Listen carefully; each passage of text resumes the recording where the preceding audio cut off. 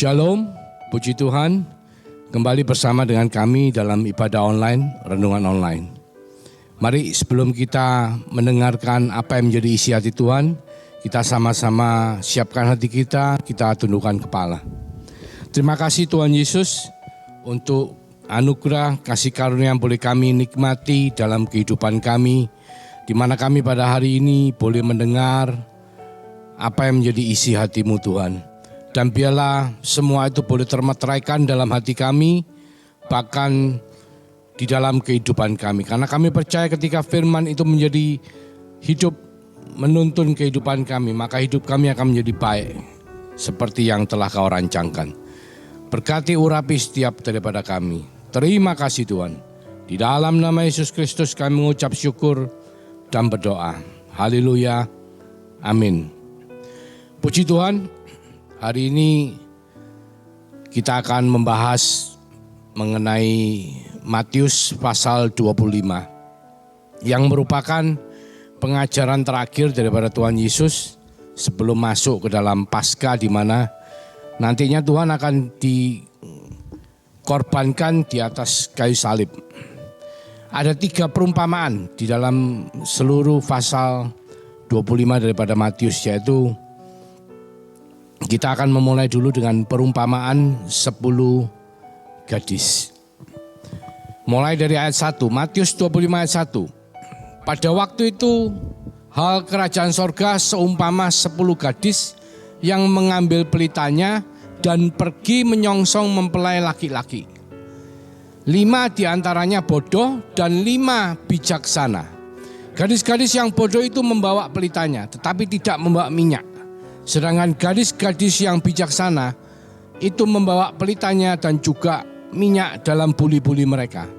Tetapi karena mempelai itu lama tidak datang-datang, mengantuklah mereka semua lalu tertidur. Waktu tengah malam terdengarlah suara orang berseru, "Mempelai datang, song-songlah dia." Gadis-gadis itu pun bangun semuanya lalu membereskan pelita mereka. Gadis-gadis yang bodoh berkata kepada gadis-gadis yang bijaksana, "Berikanlah kami sedikit dari minyakmu itu, sebab pelita kami hampir padam." Tetapi jawab gadis-gadis yang bijaksana itu, "Tidak, nanti tidak cukup untuk kami dan untuk kamu. Lebih baik kamu pergi kepada penjual minyak dan beli di situ." Akan tetapi waktu mereka sedang pergi untuk membelinya, datanglah mempelai itu, dan mereka yang telah siap sedia masuk bersama-sama dengan dia ke ruang perjamuan kawin. Lalu pintu ditutup.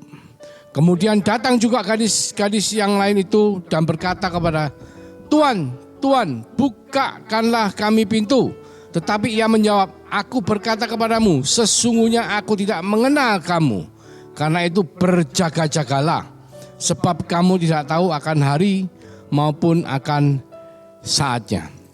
Kita sudah membaca dan kita merenungkan apa yang telah terjadi pada ke-10 gadis, baik yang 5 bijaksana maupun yang 5 bodoh. Dikatakan ada 5 yang bodoh. Kita melihat bahwa kenapa mereka itu bodoh, karena mungkin mereka tidak pernah mau belajar untuk menjadi mengerti dan pandai. Kita lihat di Yakobus 1 ayat 25 dikatakan begini, "Tetapi barang siapa yang meneliti hukum yang sempurna, yaitu hukum yang memerdekakan orang, dan ia bertekun di dalamnya, jadi bukan hanya mendengar untuk melupakannya, tetapi sungguh-sungguh melakukannya, ia akan berbahagia oleh perbuatannya." Jadi untuk 5 gadis bijaksana, saya percaya mereka semua telah meneliti dan mereka mengerti, bahkan melakukan apa yang menjadi firman Tuhan atau isi hati Tuhan. Jadi kalau kita tahu dan kita meneliti mengenai tabernakel atau kemah suci, kita tahu bahwa 7 kaki dian atau pelita itu berada di ruang kudus dari kemah suci, di mana ruang kudus itu sepenuhnya tertutup. Jadi kondisinya gelap gulita. Jadi otomatis namanya 7 pelita kaki dian itu harus selalu dalam kondisi menyala. Pelita itu tidak pernah boleh padam. 24 jam sehari, 7 hari dalam seminggu, non-stop. Jadi minyak itu harus selalu tersedia. Kalau kita mengerti semua akan hal itu, maka kita tidak akan membawa pelita tanpa punya persiapan minyak. Jadi kita lihat bahwa 5 gadis bodoh itu tidak melakukan penelitian, tidak bertekun, tidak belajar, tidak mengerti mengenai firman Tuhan, sehingga dikatakan 5 gadis bodoh. Kita akan melihat dan kita akan meneliti bagaimana supaya kita tahu seperti 5 gadis bijaksana. Di Kejadian 2 ayat 15 dikatakan begini. Tuhan Allah mengambil manusia itu dan menempatkannya dalam Taman Eden untuk mengusahakan dan memelihara taman itu. Jadi kita lihat bahwa sebetulnya setiap daripada kita direncanakan oleh Tuhan. Seperti ketika manusia belum jatuh ke dalam dosa, yaitu Adam, mereka dan Hawa ya. Mereka ditempatkan di Taman Eden. Bukan untuk tidak ngapa-ngapain saudaraku, tetapi mereka ditempatkan di Taman Eden untuk mengusahakan dan memelihara taman itu. Kalau kita melihat dalam bahasa Ibrani, mengusahakan dikatakan bahasa Ibrani adalah aubat, yang artinya bekerja untuk menyembah dan menjadi penyembah. Itu yang pertama. Dan memelihara dikatakan dalam bahasa Ibrani adalah shomar, artinya adalah menjaga sebagai protektor ya, istilahnya security, secure, menjaga, memelihara. Jadi ternyata manusia itu ditempatkan Tuhan di Taman Eden untuk menjadi penyembah dan untuk menjadi penguasa atau pejuang atau raja. Jadi kalau kita lihat bahwa ini adalah jabatan imam dan raja. Setiap daripada kita diciptakan Tuhan untuk menjadi imam atau penyembah, menjadi raja atau menjaga bumi. Dan kita melihat ada benang merah yang terjadi dari Perjanjian Lama, mulai dari kitab Kejadian, lalu di kitab Keluaran 19 ayat 6 dikatakan, kamu akan menjadi bagiku kerajaan imam dan bangsa yang kudus. Inilah semuanya firman yang harus kau katakan kepada orang Israel. Jadi waktu Musa membawa bangsa Israel keluar dari tanah Mesir, di tengah perjalanan sebelum Gunung Sinai, Tuhan berkata kepada bangsa Israel, mereka akan dijadikan kerajaan imam dan bangsa yang kudus atau imamat rajani. Dan itu yang Tuhan mau terhadap bangsa Israel. Di 1 Petrus 2 ayat 9 di Perjanjian Baru dikatakan begini. Tetapi kamulah bangsa yang terpilih, imamat yang rajani, bangsa yang kudus, umat kepunyaan Allah sendiri, supaya kamu memberitakan perbuatan-perbuatan yang besar dari Dia yang telah memanggil kamu keluar dari kegelapan kepada terangnya yang ajaib. Jadi kita adalah imam dan raja. Bahkan di kitab Wahyu 5 ayat 10 dikatakan, dan engkau telah membuat mereka menjadi suatu kerajaan dan menjadi imam-imam bagi Allah kita, dan mereka akan memerintah sebagai raja di bumi. Jadi kita semua dipanggil Tuhan menjadi imam dan raja. Jadi kalau kita lihat, seringkali kita melihat gambar daripada singa Yehuda dan ada dombanya di bawah, itu adalah gambaran dari imam, Lamb of God ya. Domba Allah itu adalah imam, dan Lion of Judah atau singa Yehuda itu adalah raja. Jadi jabatan kita, panggilan kita adalah sebagai imam dan raja. Tetapi kita semua tahu apa yang terjadi ketika Tuhan memberikan jabatan pertama kepada kita di Taman Eden di Kejadian 2 ayat 15. Pada waktu itu Adam belum jatuh ke dalam dosa. Ketika Adam jatuh ke dalam dosa dan mereka diusir dari Taman Eden, maka manusia itu kehilangan kemuliaan Allah dan mereka sudah kehilangan Taman Eden. Mereka terusir dan mereka putus hubungan dengan Tuhan. Dan kita semua tahu Tuhan berusaha supaya untuk manusia itu boleh kembali kepada Tuhan. Tuhan berusaha supaya manusia bisa menjangkau Tuhan kembali, tetapi dari masa ke masa ketika Tuhan langsung berhubungan dengan manusia sampai kepada ayat 11, Kejadian ayat 11, bahwa manusia itu ketika mereka menjadi berhasil dan mereka menjadi sombong, mereka bahkan ingin tinggi, lebih tinggi dari Allah. Dan Tuhan membuat mereka diaspora dan akhirnya Tuhan memilih bangsa Israel melalui Abraham dan keturunannya untuk menjadi imam khusus yang diberkati untuk menjadi berkat bagi bangsa-bangsa. Jadi Tuhan ingin melalui Abraham dan keturunannya, semua umat manusia boleh memperoleh hubungannya kembali kepada Tuhan. Dan itu akhirnya dikenapi dengan kelahiran daripada Tuhan Yesus Kristus dan kematiannya di kayu salib, bahkan kebangkitannya, bahkan juga meterai Roh Kudus. Kenapa pelita? Pelita adalah gambaran daripada meterai Roh Kudus. Pelita adalah gambaran daripada pimpinan Roh Kudus dalam kehidupan setiap daripada kita. Jadi ketika 5 gadis bijaksana itu membawa pelita beserta dengan buli-bulinya, karena mereka mengerti bahwa untuk berjalan bersama Tuhan di dalam ruang kudus harus selalu ada pelita yang menyala, harus selalu ada tuntunan dan pimpinan daripada Roh Kudus. Tanpa tuntunan dan pimpinan daripada Roh Kudus, maka kita semua akan tersesat dalam kehidupan kita di bumi. Karena ketika manusia jatuh ke dalam dosa, maka bumi itu sepenuhnya menjadi di bawah kuasa si jahat. Bahkan ketika Tuhan Yesus dicobain setelah Tuhan Yesus berpuasa 40 hari, Tuhan Yesus dibawa ke atas hubungan bait Allah, dan si iblis, si jahat berkata kepada Tuhan Yesus, "Kau coba lihat semua yang dapat kau lihat.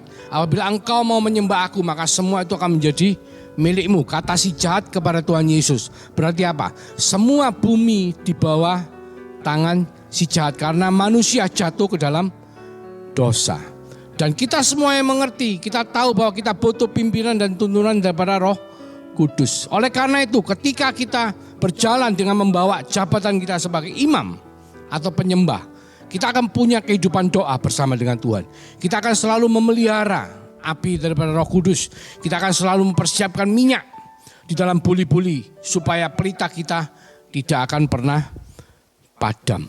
Di situ panggilan kita sebagai imam akan digenapi. Bahkan sebagai raja pun untuk memelihara bumi.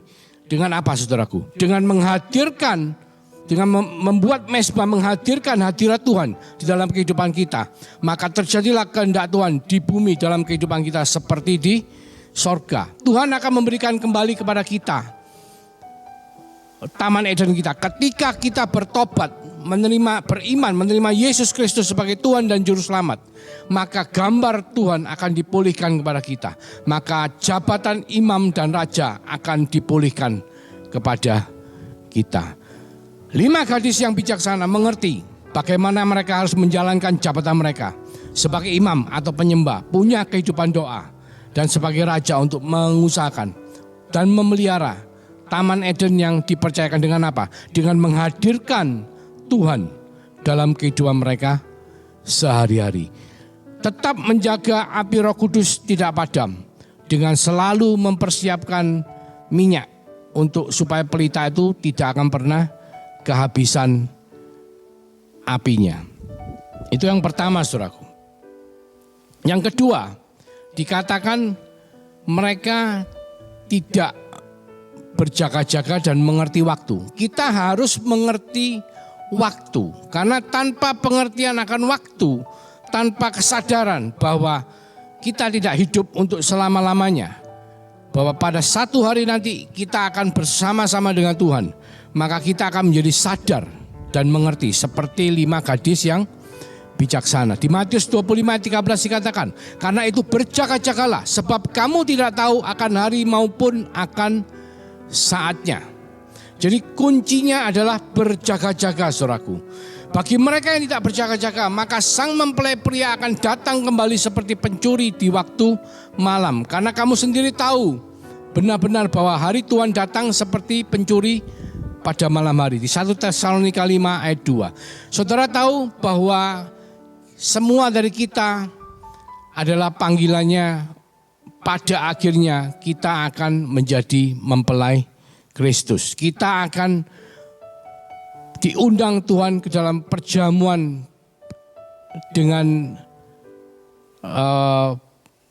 pesta di kerajaan sorga, saudaraku. Kita semua tahu bahwa kita akan menghadiri perjamuan anak domba Allah di sorga. Kita semua diundang sebagai mempelai. Jadi kita harus mengerti bahwa nantinya kita harus berangkat dijemput oleh mempelai pria. Tetapi ketika kita tidak siap, ketika mempelai pria menjemput kita, maka kita akan ketinggalan seperti 5 gadis bodoh. Tetapi bagi orang yang selalu berjaga-jaga, maka sang mempelai pria akan datang kembali untuk menjemput mempelai wanita, tidak seperti pencuri di waktu malam. Tetapi kamu, saudara-saudara, kamu tidak hidup di dalam kegelapan, sehingga hari itu tiba-tiba mendatangi kamu seperti pencuri. Jadi kita semua akan dijemput, saudaraku. Tapi tidak ada orang yang tahu kapan waktu kita dijemput. Tetapi puji Tuhan, di Matius 24 ayat 32 dikatakan di perumpamaan mengenai pohon ara. Tariklah pelajaran dari perumpamaan tentang pohon ara. Apabila ranting-rantingnya melembut dan mulai bertunas, kamu tahu bahwa musim panas sudah dekat. Demikian juga jika kamu melihat semuanya ini, ketahuilah bahwa waktunya sudah dekat, sudah di ambang pintu.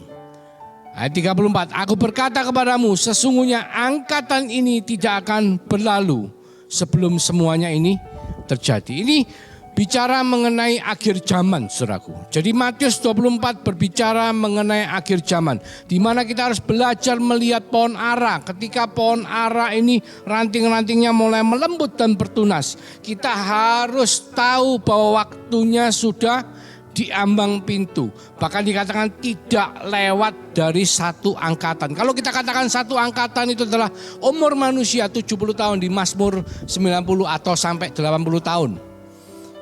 Berarti kita hitung 70 sampai 80 tahun. Kalau kita hitung satu angkatan itu adalah 4 masa di mana bangsa Israel berada di tanah Mesir selama 400 tahun. Maka satu angkatan adalah 100 tahun. Dan kita semua tahu bahwa bangsa Israel merdeka menjadi satu tahun 1948.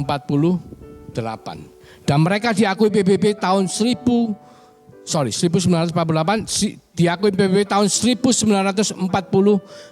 Jadi kalau kita hitung 70 tahun adalah satu angkatan, maka itu tahun 2018.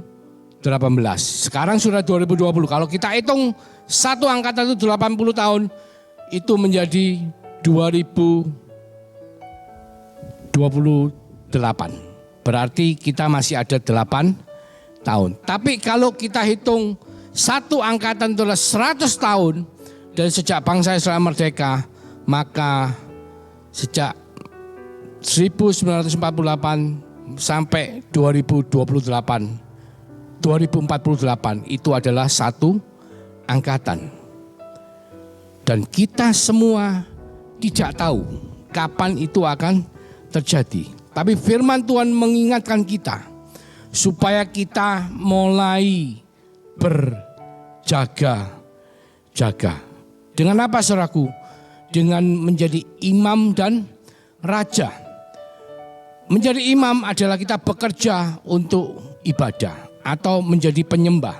Jadi ketika bangsa Israel tidak boleh keluar dari tanah Mesir, Tuhan ngomong sama Musa, Musa katakan kepada Firaun, biarkanlah umatku keluar ke padang gurun untuk beribadah, untuk menyembah Tuhan, untuk melakukan ritual ibadah kepada Tuhan.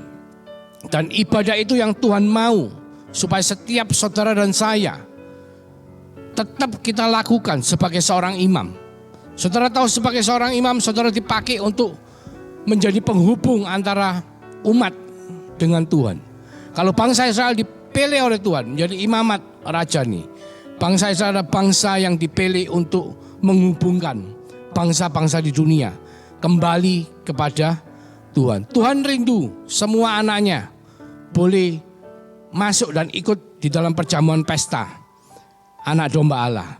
Tetapi ada 5 gadis bodoh yang tidak mempersiapkan kehidupan mereka, yang tidak berjaga-jaga, yang tidak menjadi imam dan tidak menjadi raja. Sehingga ketika mereka dijemput, mereka nyaris kehabisan minyak. Pelita mereka nyaris padam. Padahal kita semua tahu bahwa pelita itu tidak boleh padam, harus selalu menyala. Imamat rajani. Bagaimana menjadi raja? Kita harus menghadirkan kehidupan Tuhan, menghadirkan mezbah Tuhan, menghadirkan campur tangan Tuhan di dalam kehidupan kita sehari-hari. Sehingga apa? terjadilah kehendak Tuhan di dalam hidup kita di bumi seperti di surga. Maka jabatan itu, imam dan raja, akan menjadi sesuatu yang harus kita kerjakan sembari kita berjaga-jaga menunggu kedatangan mempelai pria. Karena pastinya saudara dan saya, tidak ada satupun dari kita yang ingin tertinggal seperti 5 gadis yang bodoh. Mari kita tundukkan kepala, kita merenungkan firman Tuhan, dan kita berdoa. Terima kasih Tuhan Yesus mengingatkan kita semua untuk kita mau meneliti, untuk kita mau belajar, mengerti isi hatimu, firman-Mu, untuk kita mau untuk melakukan firman-Mu.